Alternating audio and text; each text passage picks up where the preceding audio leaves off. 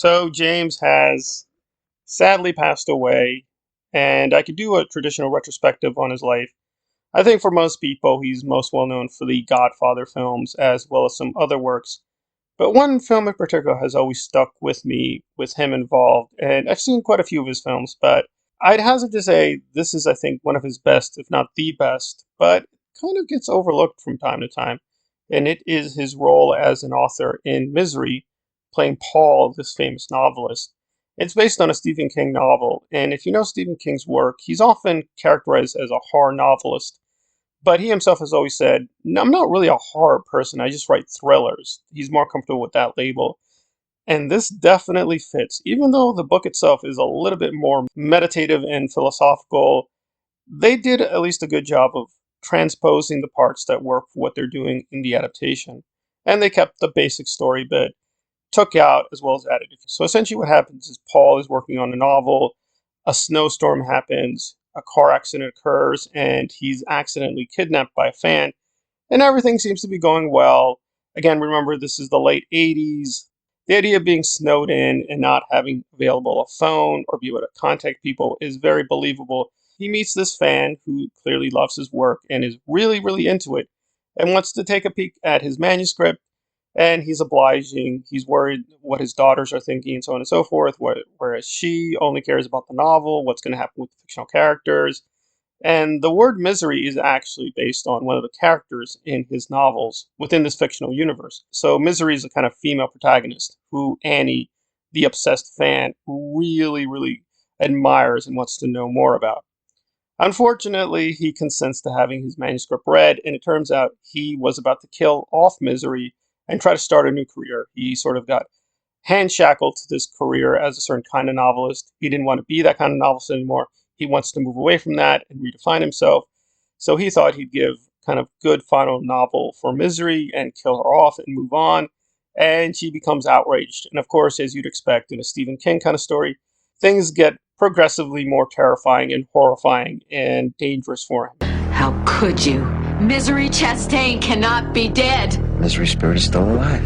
I don't want her, Smith! I want her! And you murdered her! She's going to hurt and perhaps murder him unless he changes the story.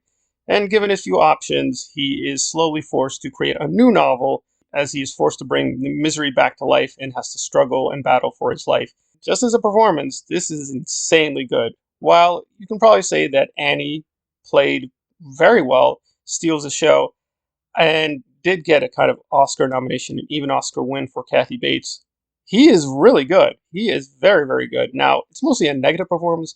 He just has to react to the terror around him, but still, he does it very credibly. Again, if you don't know his other work, it's even better because you really will buy who he is as just this character actor playing a novelist. And even though the direction is a little claustrophobic, because again, they can't really move outside this house, it is very well done, and this is really Rob Reiner at his best. It's very, very expertly done.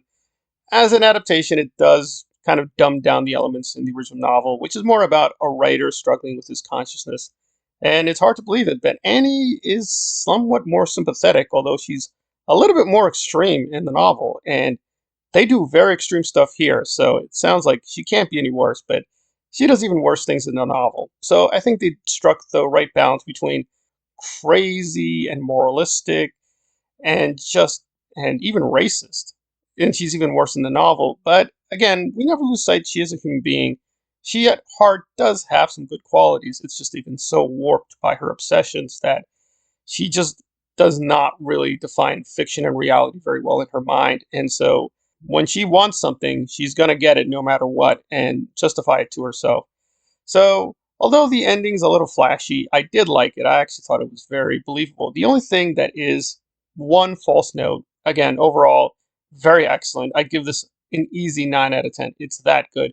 It's that the way the screenplay is done and the way the director chose to do it, they sort of, in the actual original story, it goes on a bit longer. But here they have to find a kind of phony way to close the narrative and basically close the story. And it's just a little too convenient. It's a little too quick. It doesn't really make a whole lot of sense. It just happens out of nowhere. And it just felt really strange with the pacing. And again, they did a pretty good job of keeping most of the elements of the novel staying faithful to at least some of the key elements. But I really thought the final scenes, except for the actual final scene, that was excellent. That didn't quite work for me. It didn't make a whole lot of sense. It really felt abrupt. It really felt they could have structured the narrative a little bit better towards the end. But that small complaining aside, this is a truly terrifying experience. It's very, very emotional roller coaster you're going to be on if you see the film, and it definitely proves we've lost a major talent with James Caan. It's unfortunate he didn't do too many movies like this after Misery, but we still have Misery and a few other ones. I'd also recommend Eraser. That's also a very great genre film. But there he's kind of playing a very one note character. And you could say Paul is one note here too, but I think he brought just so many great qualities to Paul that it's a much more memorable performance. So all around a great actor, many performances we're going to be looking at and celebrating. But I think Misery really deserves to be in a class of its own because it's just very spectacular work, and I think also helped redefine Stephen King for a new generation.